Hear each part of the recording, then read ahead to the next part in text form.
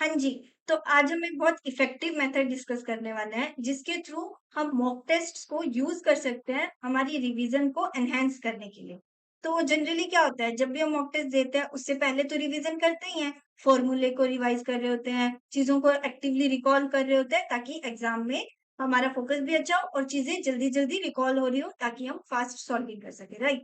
तो mock test से पहले तो चीज़ें हेल्प कर ही रही होती हैं, बट हम मॉक टेस्ट के बाद भी उसे यूज़ कर सकते हैं हमारी रिवीजन को और ज़्यादा इफ़ेक्टिव बनाने के लिए। कैसे?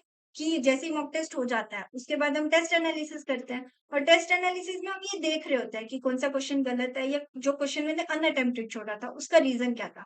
और जब भी रीज़न होता है कि कंसेप्चुअल एरर था, तो ऑब्वियसली हम उस कांसेप्ट को रिविज़िट कर रहे होते हैं, चीज़ों को दोबारा देख रहे होते हैं और रिवाइज़ कर रहे होते हैं। तो उसके थ्रू तो जो ब्लरी कांसेप्ट्स होते हैं, उनको हम सही कर रहे होते हैं और रिवाइज कर लेते हैं। बट जो करेक्ट क्वेश्चंस होते हैं ना, उनको भी हम यूज़ कर सकते हैं, हमारी एक्टिव रिकॉलिंग की स्पीड को इंक्रीज़ करने के लिए, साथ-साथ रिवीजन को एनहांस करने के लिए। कैसे? कि जो हमारा करेक्ट क्वेश्चन है, तो टेस्ट एनालिसिस के टाइम सबसे पहले तो सिर्फ लॉन्ग क्वेश्चंस और अनअटेम्प्टेड क्वेश्चंस को नहीं देखना होता है, करेक्ट क्वेश्चंस को भी देखना होता है। तो लेट्स से आपने एक क्वेश्चन देखा जो आपका सही था और वो क्वेश्चन था लेट्स से इलेक्ट्रोस्टैटिक चैप्टर में जो पोटेंशियल के हम वो फ़ॉर्मूले पढ़ते हैं ना, उससे रिलेटेड और उसमें रिंग का फ़ॉर्मूला यूज़ हो रहा था। तो आपने देखा कि आपको जब आपने पेपर दिया था, आपने सही रिकॉलिंग की थी और वो आपका आंसर सही है। तो पॉइंट ये कि हाँ, डन है, तो अब उसको आगे डायरेक्ट नहीं बढ़ जाना है। जब आप रिव्यू कर रहे हो पेपर को, एनालाइज़ कर रहे हो और देख रहे हो कि आपका सही है, उसके साथ-साथ और भी उससे रिलेटेड चीज़ों को रिकॉल करो। लेट्स से अगर जो क्वेश्चन था उसमें पोटेंशियल ऑफ रिंग की बात की थी, तो आप याद करो कि स्फीयर का फ़ॉर्मूला क्या होता था या जो शेल यूज़ होता है उसका फ़ॉर्मूला क्या होता था और उसी के साथ-साथ जो हमारी शीट होती है उसमें पोटेंशियल का फ़ॉर्मूला क्या होता था।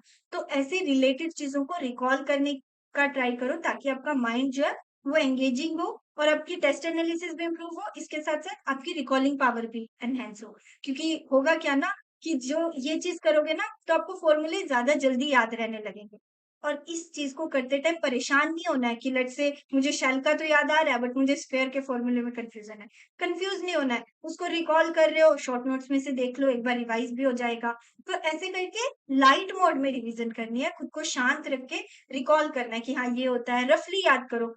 ऐसा नहीं है कि अगर बिल्कुल याद नहीं आ रहा है तो खुद को परेशान कर रहे हो, नहीं। उस चीज़ को अपने माइंड में रखो, लिख लो कि इस चीज़ को एक बार अच्छे से मेरे को रिवाइज़ करने की ज़रूरत है। बट जैसे-जैसे टेस्ट रिव्यू कर रहे हो उसके साथ-साथ चीज़ों को रिकॉल करते जाओ ताकि एक्टिव रिकॉलिंग की आदत भी बनी रहे और साथ-साथ चीज़ें रिवाइज़ भी हो रही। क्योंकि फिर साथ-साथ रिवाइज़ कर लोगे तो उसको अलग से टाइम देने की ज़रूरत नहीं पड़ेगी और आप अपने उस टाइम को, उस टेस्ट एनालिसिस को इफेक्टिवली यूज़ भी कर पाओगे। तो इस चीज़ का ध्यान रखना है क्योंकि एग्ज़ाम वाले दिन वो 3 घंटे यही चेक कर रहे होते हैं कि आप कितनी एक्टिवली चीज़ों को रिकॉल कर पा रहे हो और उस कांसेप्ट को अप्लाई कर पा रहे हो।